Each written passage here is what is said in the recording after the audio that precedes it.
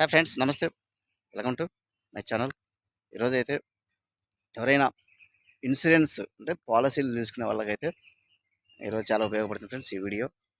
ఏంటంటే మీరు పాలసీ తీసుకునేటప్పుడు ఖచ్చితంగా మీరు ఆ పర్పస్ అనేది మెయిన్ మీరు పరిగణలోకి తీసుకుని అయితే పాలసీ తీసుకోవాలి ఫ్రెండ్స్.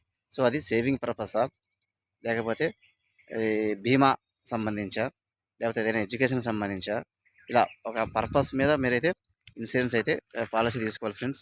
ఎందుకంటే మీరు ఏదైనా ఒక ఏజెంటు చెప్పిన ఒక పాలసీ సంబంధించి డీటెయిల్స్ పూర్తిగా తెలుసుకొని ఆ పాలసీ మనకు ఏ విధంగా ఉపయోగపడుతుంది అని అనలైజ్ చేసుకున్న తర్వాత మీరు ఆ పాలసీ అయితే తీసుకోవాలి ఫ్రెండ్స్.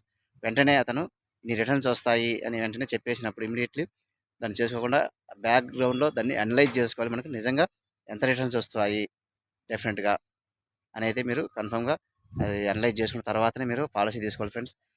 ఎమోషన్లో స్టార్టింగ్లో అతను మనకి అడ్వైజర్స్ కానీ ఏదైనా చెప్పినప్పుడు వెంటనే పాలసీ తీసుకొని ఒక వాళ్ళ అడ్వైజర్స్ కానీ ఎవరైనా కానీ చెప్పినప్పుడు ఎలా ఉంటుందండి ఫ్రెండ్స్.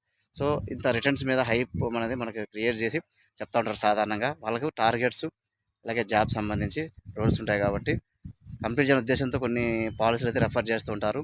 వాళ్ళు పాలసీలు రెఫర్ చేసినప్పుడు డెఫినెట్గా అది కూడా మనకి ఎంత మాత్రం మనకు సహాయపడుతుంది, ఎంత మాత్రం ఉపయోగపడుతుంది, కరెక్ట్ టైంకి మనకి అది రిటర్న్స్ అయితే రావడం జరుగుతుంది అనే విషయం అయితే క్లియర్గా అనలైజ్ చేసుకోవాలి. వెంటనే ఫ్లోలో చేసి కొద్ది రోజులు చేసిన తర్వాత ఆ ప్రీమియం పే చేయలేక ఇబ్బంది పడితే అది అమౌంట్ అయితే మనకు రాదు ఫ్రెండ్స్. గుర్తుపెట్టుకొని మినిమం 3 years మనకి ప్రీమియం చేసిన తర్వాత మనకు మన డబ్బు అయితే ఫైన్తో కొద్దిగా మన డబ్బు అయితే రిటర్న్స్ వస్తుంది.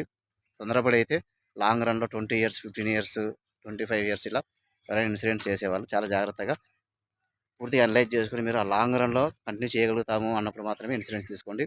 లేకపోతే అంతకన్నా బెస్ట్ ఇన్వెస్ట్మెంట్లు లిక్విడిటీ రూపంలో మనకు ఎనీ టైం మనకు ఉపయోగపడేలా చాలా వరకు అయితే మ్యూచువల్ ఫండ్స్ కానీ లేదా ఎఫ్డీ కానీ చాలా ఉన్నాయి.